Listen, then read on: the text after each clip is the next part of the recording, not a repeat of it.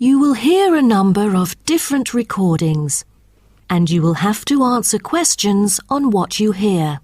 There will be time for you to read the instructions and questions, and you will have a chance to check your work.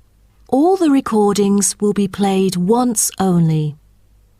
The test is in 4 sections. At the end of the test, you will be given 10 minutes to transfer your answers to an answer sheet. Now turn to Section 1. Section 1.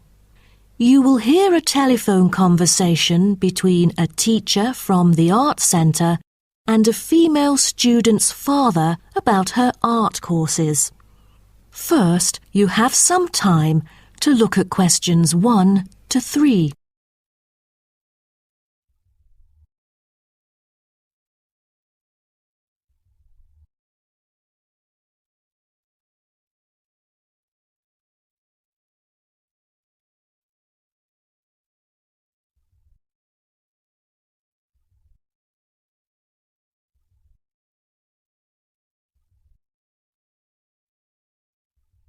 You will see that there is an example which has been done for you. On this occasion only, the conversation relating to this will be played first. Good afternoon. May I speak to Emma's parent?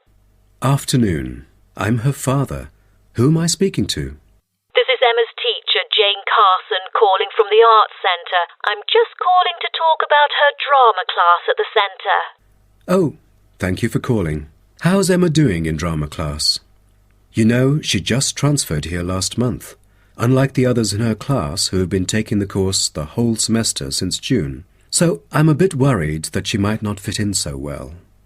The father says his daughter Emma has been taking the course since last month, so C has been circled as the answer. Now we shall begin. You should answer the questions as you listen, because you will not hear the recording a second time.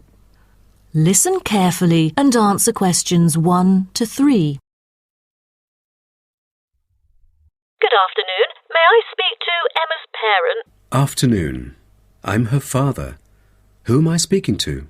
This is Emma's teacher, Jane Carson, calling from the Arts Centre. I'm just calling to talk about her drama class at the centre. Oh, thank you for calling.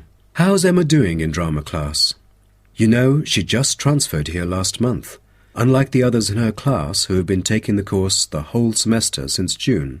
So I'm a bit worried that she might not fit in so well. There's no need to worry. She exhibits a strong performance in her drama class. Is that so? Yes, she didn't adapt to the new environment as quickly as I originally expected, and seemed a bit shy at first, but a few days later she made a couple of friends and became more talkative and also more involved in class. Emma really is a role model for others because she has always been an active participant during class. She voices her own ideas and is very creative. I didn't expect that, but I can tell that she really enjoys the course because she's been talking about it at home frequently these past few weeks. That's great to hear. Interest is always the best teacher. I also have to inform you that there's been an adjustment in the timetable of the drama class next term. Why is that?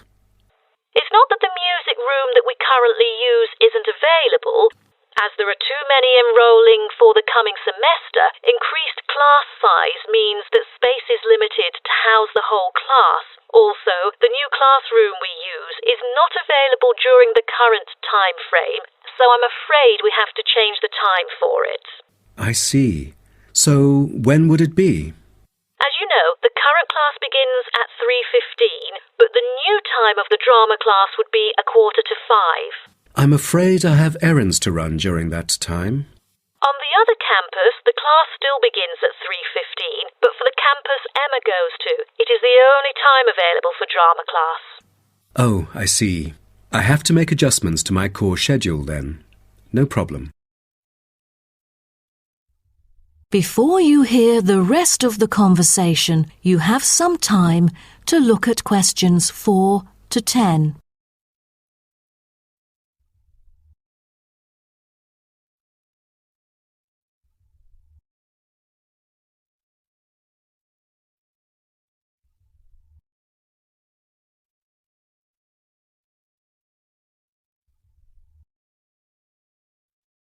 Now listen and answer questions 4 to 10.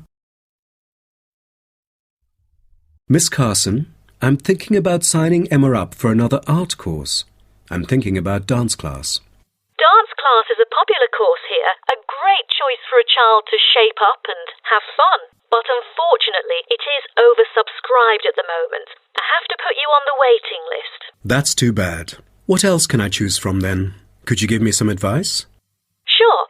Emma could take singing class as well. This would improve her musicality. Sounds good. When is that? It is held every Friday evening. That's too bad. Emma already has a swimming class earlier that evening. It will be too late for her to come home if she takes this course. There is also a vocal course available. Emma's got a great voice. I'm sure she'll stand out in the class. Tell me about it.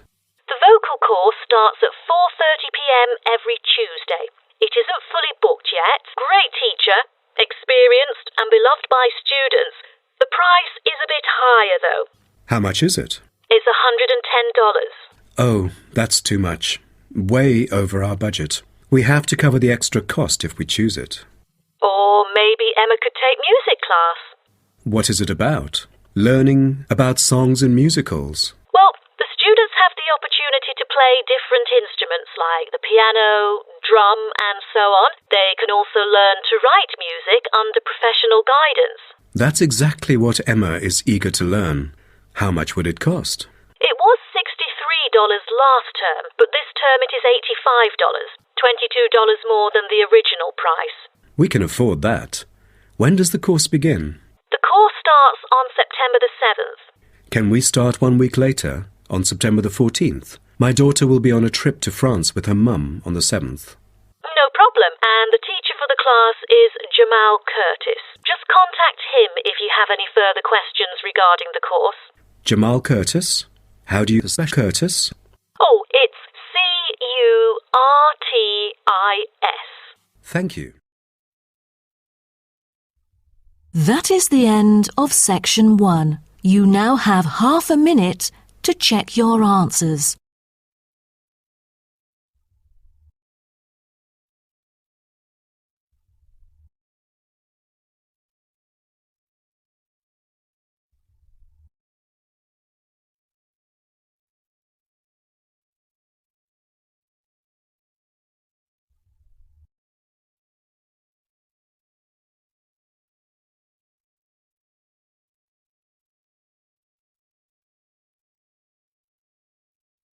Now turn to Section 2.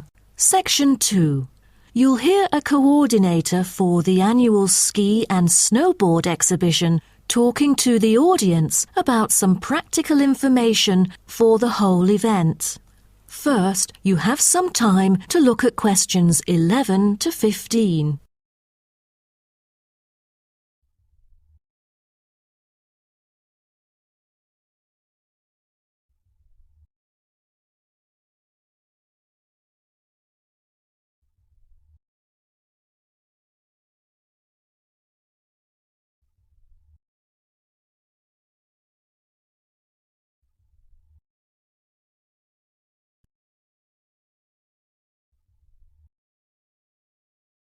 Now listen carefully and answer questions 11 to 15.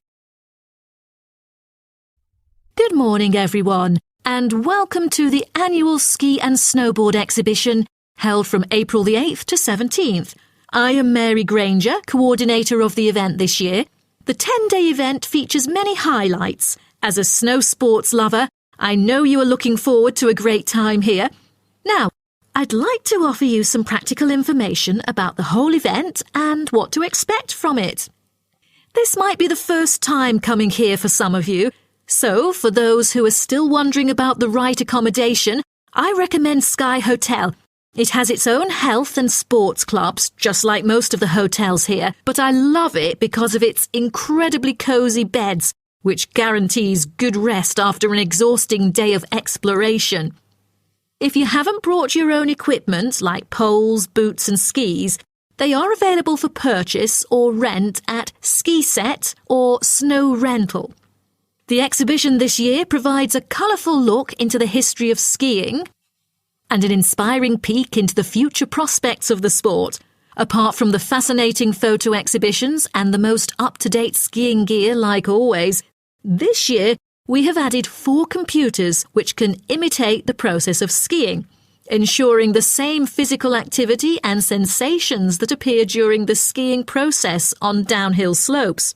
But I have to warn you that it might be quite time-consuming to line up for the free trial experience.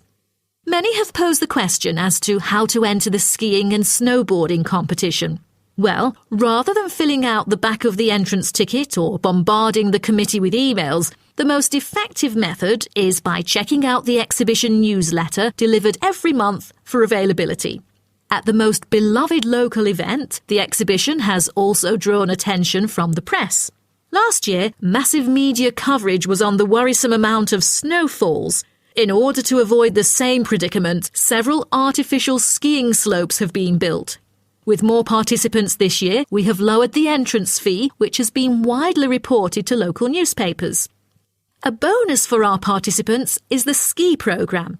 It offers a wide variety of lessons and sessions with qualified instructors, ensuring that all ages and abilities are catered to, from the first-timers to seasoned amateurs. I strongly advise you to sign up for the programme, as it is offering an unprecedented 30% discount. That's mainly because we are cooperating with the programme organiser, who promises affordable prices only for the participants of the festival this year. Before you hear the rest of the talk, you have some time to look at questions 16 to 20.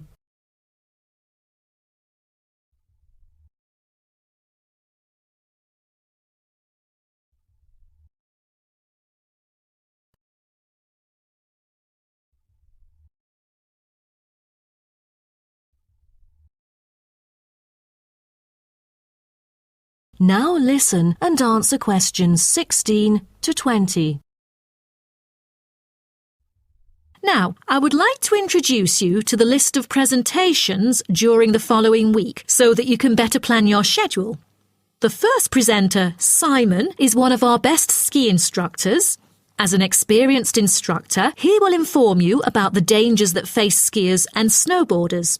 Accidents happen mostly to those who are careless or ignorant. Good risk management involves considering both the probability and consequences of an accident. The next speech, titled Solution, is given by Jamie Kurt. A list of problems may occur to novice skiers and snowboarders, so he is going to offer useful information for first-timers on choosing the appropriate gears, the right dress code, and ways of protecting your skin. For instance, some of you may have rented the skiing equipment, but rental footwear is notoriously uncomfortable. Then, Jamie will provide instructions to help make your footwear fit better. The third speech is about a documentary introducing skiing and snowboarding and the difference between the two sports. It also depicts a group of snow lovers exploring new slopes with breathtaking views. The director, Andy Fisher, will be there, addressing the whole shooting experience. The fourth talk is about the tricks of skiing, presented by Harry Tyson. It is most useful for those who have already tried skiing, yet still need more practice to master the sport. Harry will teach you how to turn more skillfully. A lot of people can keep their skis roughly parallel, but there's no point if you make it hard to work with and slide around out of control. Useful exercises will also be suggested to improve your parallel skiing technique so that you can tackle steeper slopes and enjoy yourself more. Jason Smith will be the last presenter, mainly addressing towards advanced skiers. He manages to apply snow climbing into skiing. Climbing in soft snow, you are floundering around. Walking becomes harder. So, a good trick during climbing is to maintain a wider gait, approximately shoulder width, so that you are more stable while walking. This works for skiing as well. That is the end of section 2. You now have half a minute to check your answers.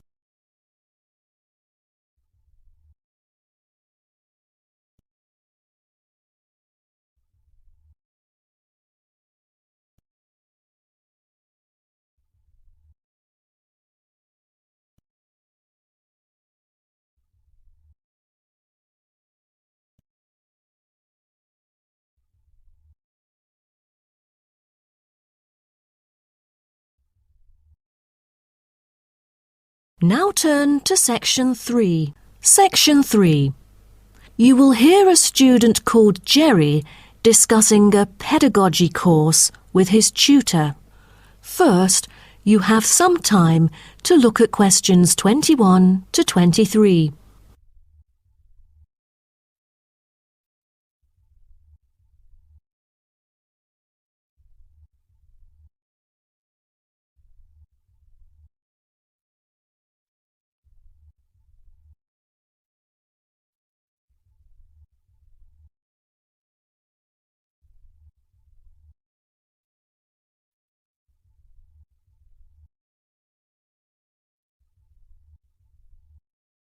Now, listen carefully and answer questions 21 to 23.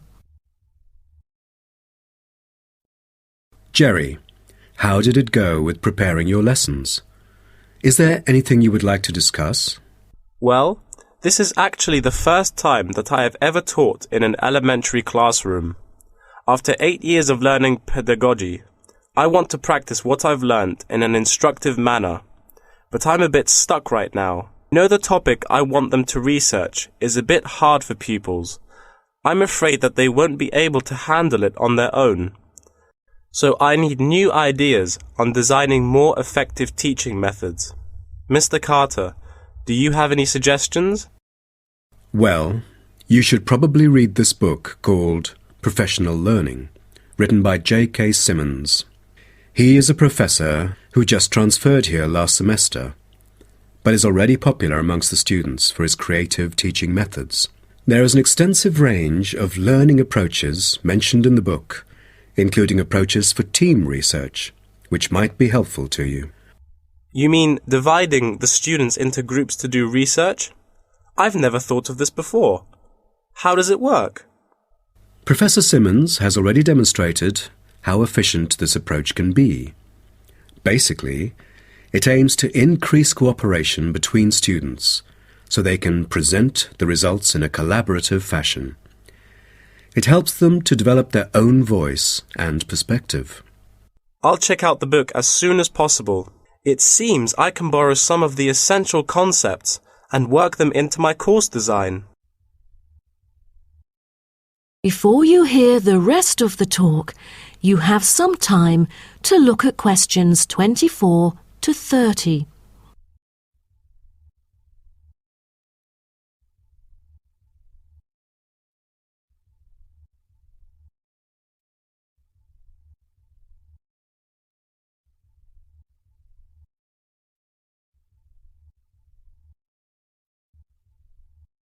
Now listen and answer questions 24 to 30. Well, I was thinking maybe I could use both observation and non-observation as a part of my teaching methodology.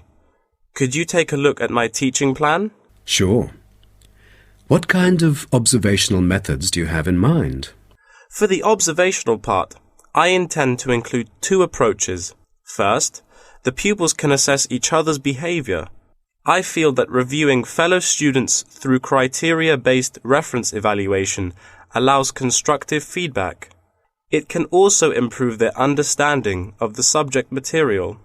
That's a smart move for a large class that would be hard to observe all by yourself. Also, you might want to get the feedback from several different individuals rather than just one. So how do you plan to carry out the peer assessments?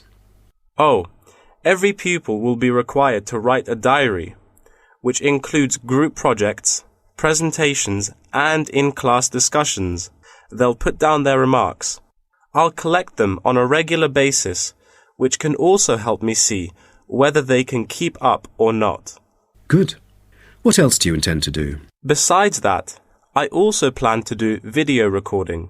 I've already purchased a camera, just in case I miss anything important. I can go back and review their performances anytime I want. Would you record every in-class activity? No, I'll just keep track of an in-class simulation, which would require every pupil to fully participate. Students will act as members of a city council meeting, discussing issues like whether or not prohibition should be instated in the United States. This kind of teaching method is both inspiring and challenging. I can't wait to see how yours works out. Do send me a copy of the assessment afterwards, will you? No problem. So, what do you have in mind for the non-observational approaches?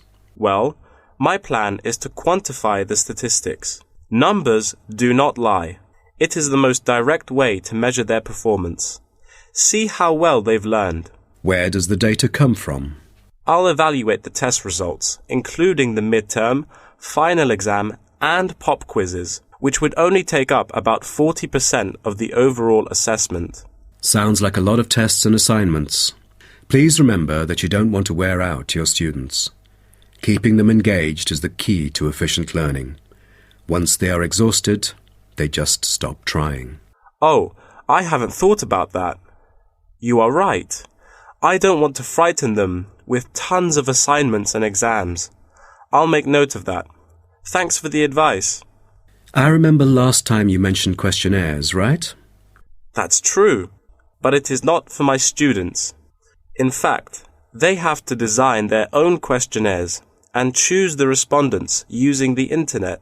As a complement of other teaching activities, it would deepen the creative learning process. Is that all? Oh, the pupils will have to conduct interviews of their own, and for this, they get to choose anyone they like, including relatives, friends, and acquaintances to answer the questions. Seems to me that you have figured out most of your teaching methods, but you still need to polish some of the activities. That is the end of section 3.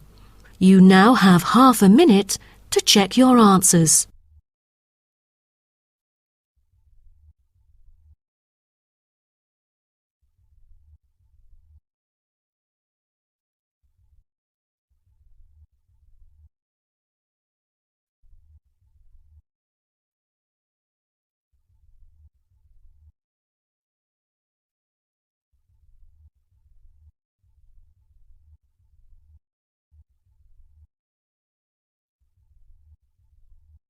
Now turn to section 4. Section 4.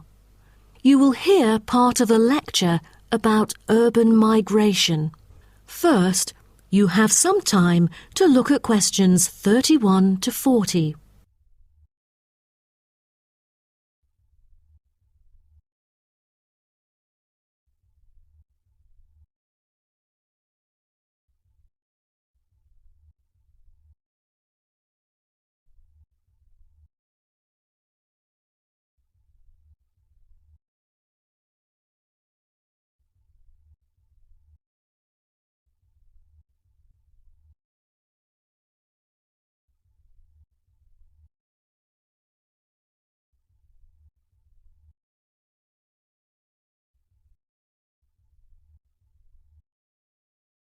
Now, listen carefully and answer questions 31 to 40.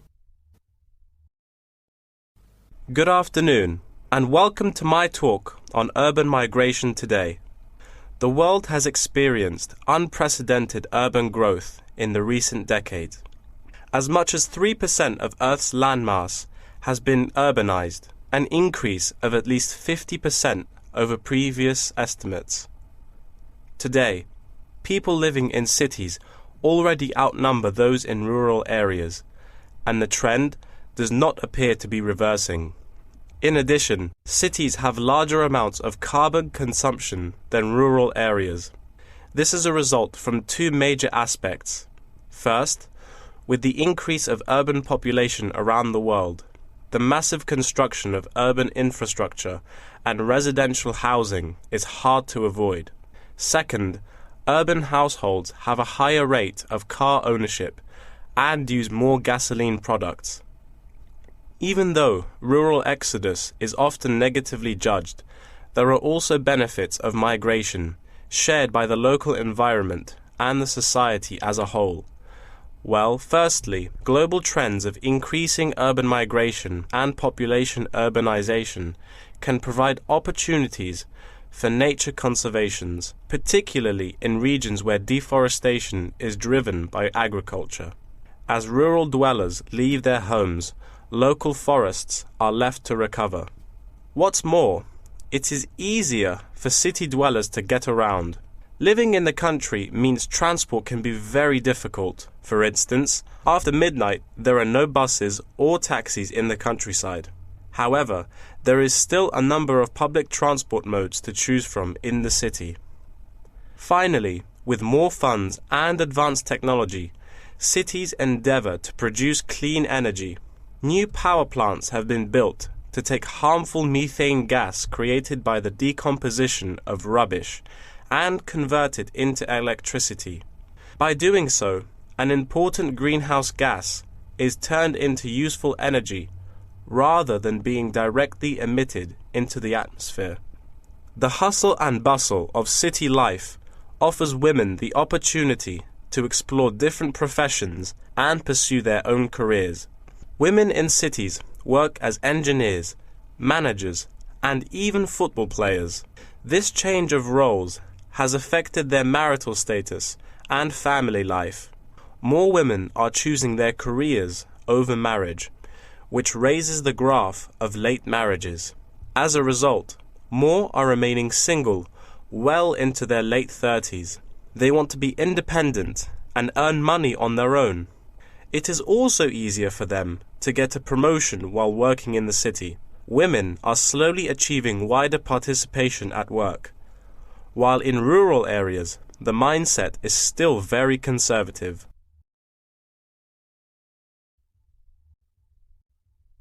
However, cities also change the way that humans interact with each other and the environment, often causing multiple problems. In general, urban wages are significantly higher, so moving to the city is an opportunity to earn what was impossible in rural areas. However, the wage difference is often offset by the higher cost of living and absence of self-produced goods, including subsistence farming. A sizable proportion of new corners attach greater importance to money and gradually abandon their former way of life, thus risking losing their culture. These new city residents are also faced with another problem. According to statistics, crime rates are significantly higher in densely populated urban regions than in rural areas. For instance, property crime rates in our metropolitan areas are 3 to 4 times as high in comparison to the rates in rural communities.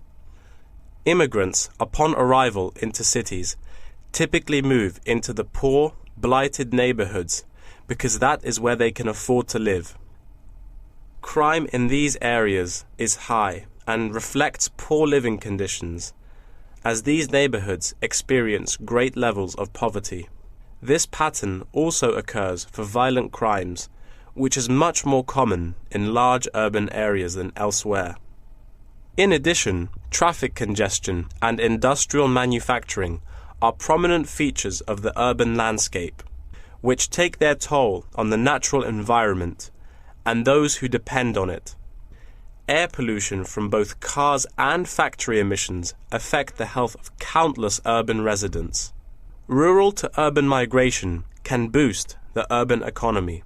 With a better economy, cities provide their residents with better welfare, but the concentration of services and facilities such as education, health, and technology in urban areas inevitably contributes to greater energy consumption.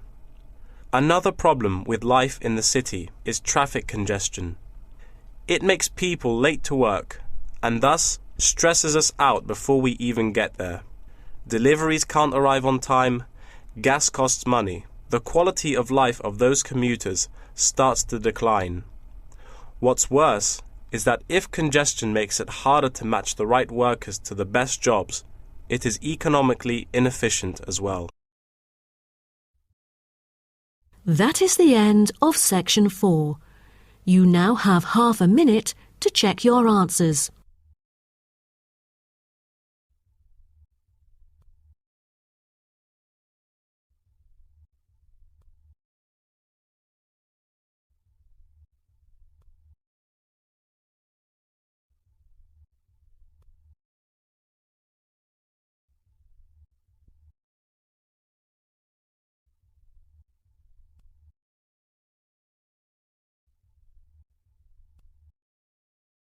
That is the end of the listening test. In the IELTS test, you will now have 10 minutes to transfer your answers to an answer sheet.